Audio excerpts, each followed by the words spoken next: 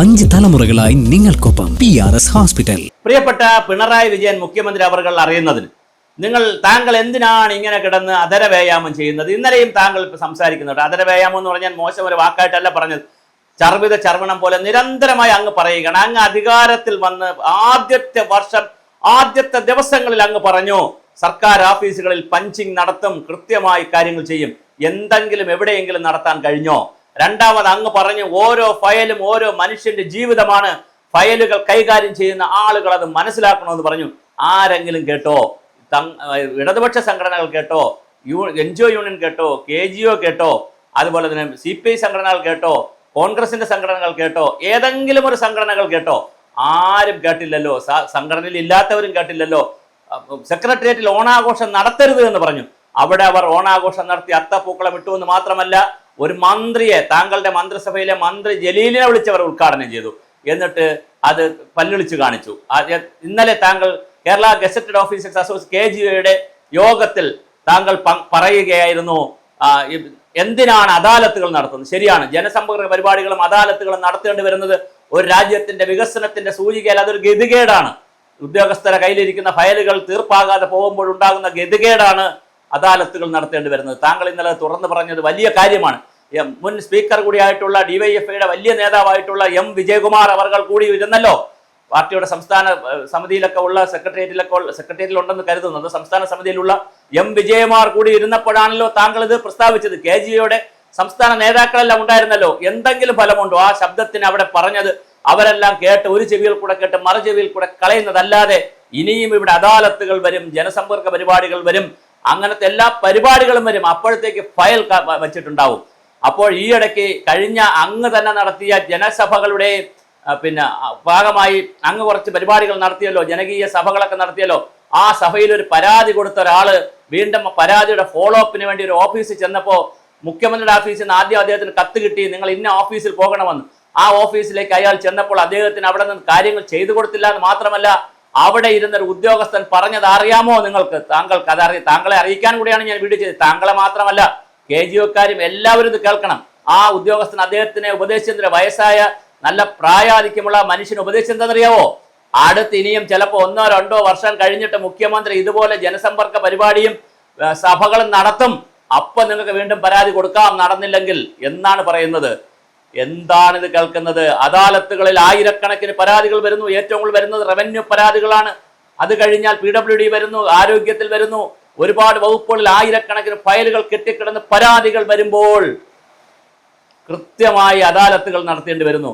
അദാലത്തുകൾ എന്ന് പറയുന്നത് ഒരു ഭരണകൂടത്തിന്റെ ഞങ്ങൾ സ്വയം തോറ്റിരിക്കുന്നു, ഞങ്ങൾ തോറ്റവരാണെന്ന് പറയുന്നതിനുള്ള തുല്യമാണ് അദാലത്തുകൾ. നിർഭാഗ്യവശാൽ അങ്ങയുടെ ഏറ്റവും വലിയൊരു പ്രത്യേകത അങ്ങ് ഇത് വിളിച്ചു പറയുന്നു, വീണ്ടും വീണ്ടും അങ്ങ് പറഞ്ഞുകൊണ്ടേയിരിക്കുന്നു. എല്ലാവരുടെ ശബ്ദം നിലയ്ക്കുമ്പോഴെങ്കിലും അങ്ങയുടെ ശബ്ദം കേരളം കേൾക്കുമായിരിക്കും. അതിനങ്ങേ അഭിനന്ദിക്കാതിരിക്കാനാവില്ല. താങ്കൾ അഭിനന്ദിച്ചേ കഴിയൂ. പക്ഷെ താങ്കൾ നിരന്തരം പറയുകയാണ് ഓരോ ഫയലുകളും ജീവനാണെന്ന് പറയുന്നു. പക്ഷേ നടക്കുന്നില്ല, കാര്യമൊന്നും നടക്കുന്നില്ല. അതേസമയം മുകളിൽ നിന്ന് ആരെങ്കിലും വിളിച്ചാൽ, താഴെ നിന്ന് ആരെങ്കിലും വിളിച്ചാൽ, പണം കൊണ്ടുവന്നാൽ, അഴിമതി നടത്തിയാൽ, ബന്ധുമിത്രാദികൾ വിളിച്ചാൽ, മതസംഘടനകൾ വിളിച്ചാൽ, ജാതി സംഘടന വിളിച്ചാൽ, സെക്രട്ടേറിയറ്റിലുള്ള ആളുകൾ ആരെങ്കിലും അങ്ങോട്ടും ഇങ്ങോട്ടൊക്കെ വിളിച്ചാൽ, പൊതു ഓഫീസുകളിൽ വിളിച്ചാൽ എല്ലാ ഫയലും അസ്ത്രവേഗത്തിൽ നീങ്ങുകയും ചെയ്യും. വളരെ വേഗത്തിൽ ഫയലുകൾ നീങ്ങുകയും. അതും അറിയാം ഉദ്യോഗസ്ഥർക്ക്. അസ്ത്രവേഗത്തിൽ ഫയൽ അയക്കാനും അറിയാം, ഫയൽ ചവിട്ടി പിടിച്ചിരുത്താനും അറിയാം. ചില വകുപ്പുകളിൽ ചെന്ന് ഫയലിന്റെ ഫോളോ അപ്പിന് വേണ്ടി ചെല്ലുമ്പോൾ അവർ പറയുന്നത് എന്താണെന്നറിയോ? നിങ്ങൾ ഇതുവരെ ആരെയും കൊണ്ട് വിളിപ്പിച്ചില്ലേ? ആരെയെങ്കിലും കൊണ്ടൊന്ന് വിളിപ്പിക്കൂ. ഇപ്പൊ സെക്രട്ടേറിയറ്റിൽ ചെന്ന് സംസാരിക്കാൻ പറയുന്നത് അസോസിയേഷന്റെ ആരെയെങ്കിലും കൊണ്ടൊന്ന് വിളിപ്പിക്കൂ. മറ്റു സ്ഥലത്ത് ചെല്ലുമ്പോൾ ആരെയെങ്കിലും കൊണ്ടൊന്ന് വിളിപ്പിക്കാനാണ് പറയുന്നത്. എന്തൊരു ഗതികേടാണ് നമ്മുടെ ഭരണ സംവിധാനം, എന്തൊരു സിസ്റ്റമാണിത്. നമുക്ക് ഓരോ പാവപ്പെട്ടവനും സാധാരണക്കാരനും ഓഫീസിൽ ചെല്ലുമ്പോൾ അവൻ അത് കൺസ്യൂമർ ആയാലും അല്ലെങ്കിൽ ഉപഭോക്താവായാലും അവൻ രാജാവാണെന്ന് പറഞ്ഞ മഹാത്മജിയുടെ നാട്ടിലാണ് നമ്മൾ നിൽക്കുന്നത്. കാരണം എന്താരെവിടെ ചെന്നാലും ശുപാർശകളില്ലെങ്കിൽ നടക്കില്ല, അഴിമതി ഇല്ലെങ്കിൽ നടക്കില്ല, നീതി സമയത്ത് ചെയ്തു കൊടുക്കില്ല, സമയത്ത് ഫയലുകൾ ക്ലിയർ ചെയ്യില്ല. അപ്പോഴാണല്ലോ അദാലത്തുകൾ വേണ്ടി വരുന്നത്. എന്തായാലും അങ്ങയുടെ ഈ പ്രസ്താവന കേരള സമൂഹം KGOക്കാരെങ്കിലും അല്ലെങ്കിൽ ഇടതുപക്ഷ യൂണിയൻകാരെങ്കിലും ഇത് മുഖവിലക്കെടുക്കുമെന്ന് കരുതാം. അവരും അവരുടെ സമ്മേളനങ്ങളിലൊക്കെ ഒരുപാട് പ്രമേയം പാസാക്കും. അഴിമതി രഹിത സുതാര്യ ഭരണമാണ് വേണ്ടത്, സർക്കാരിനെ സപ്പോർട്ട് ചെയ്യണം എന്നൊക്കെ പറഞ്ഞ് ഓരോ കക്ഷികളും ഭരണകക്ഷികൾക്ക് അനുകൂലമായ സംഘടനകൾ ഭരണകക്ഷികൾക്ക് വേണ്ടി വലിയ ജാഥയും സമരവും സമ്മേളനവും പ്രമേയങ്ങളൊക്കെ പാസാക്കും. പക്ഷേ അവസാനവും സംഭവിക്കുന്നത് ഞാൻ തുടക്കത്തിൽ പറഞ്ഞ ചർവിത ചർവണം തന്നെയാണ്. യാതൊരു കാര്യവുമില്ല. ബധിരമൂഹമായിട്ടുള്ള ബധിരന്മാരും മുഖന്മാരും അന്ധന്മാരുമായിട്ടുള്ള ഒരു സമൂഹത്തിന് പുറത്തേക്കാണ് ഇതെല്ലാം പറയുന്നത് എന്നുള്ളതാണ് വളരെ ഗതികേട്. ആര് കേൾക്കാൻ, ആരോട് പറയാൻ?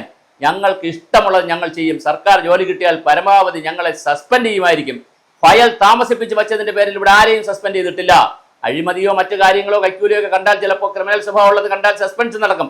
അതും സസ്പെൻഷൻ മാത്രമേ ചെയ്യുകയുള്ളൂ, ഡിസ്മിസ് ഒന്നും ഇല്ല. അതുകൊണ്ട് ഞങ്ങൾക്ക് യൂണിയൻ ഉണ്ട്, ഞങ്ങൾക്ക് സംഘടനയുണ്ട്, ഞങ്ങൾക്ക് അസോസിയേഷൻ ഉണ്ട് എന്നുള്ളൊരു ബലവും കൂടി വച്ചുകൊണ്ട് തന്നെ പല ആളുകളും ഫയലുകൾ ചവിട്ടി വെക്കാറുണ്ട്. എന്തൊരു ഗതികേടാണ്! ഓരോ ഫയൽ ചവിട്ടി വെക്കുമ്പോഴും അത് കോടതിയിലായാലും ഉണ്ടെന്നേ, കോടതിയിലൊക്കെ ഉണ്ട്. കേസുകൾ കൊടുത്താൽ എത്രയോ കാലം കഴിഞ്ഞിട്ടാണ് കേസ് എടുക്കുന്നത്.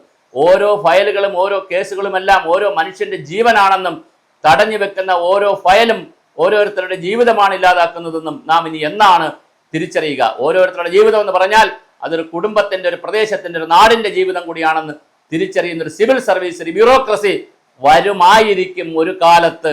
അന്ന് വരെ നമുക്ക് കാത്തിരിക്കാം. അതുവരെ നമുക്ക് കിനാവുകൾ കണ്ട് അന്തിയുറങ്ങാം.